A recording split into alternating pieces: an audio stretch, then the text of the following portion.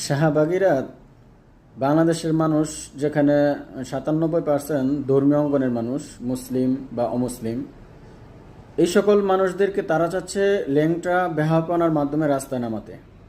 তারা নিজেরাই দেখাই দিয়েছে সেই দিন মিছিলের মধ্যে নিজেদের কাপড় চোপড় খুইলা রাস্তার মধ্যে নেমে গেছে। এটা মানুষকে দেখাইছে যে তারা কি নিজেরা নোংরা। নোংরা কোনো ধর্মের মধ্যে কোনো মানুষ পছন্দ করে না। এমনকি তাদেরকেও যদি এই নোংরামের কথা জিজ্ঞাসা করেন তারা অপছন্দ করবে। কিন্তু তারা নিজেরা কি করছে, যৌনতা নিশ্চিত করার দাবি জানাইছে। মানে তাদের যৌনতা নিশ্চিত, রাস্তার মধ্যে তারা যৌনতা করবে, কাপড় খুলে রাস্তার মধ্যে হাঁটবো।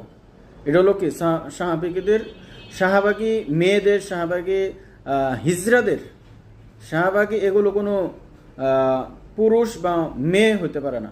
তারা হচ্ছে হিজড়া।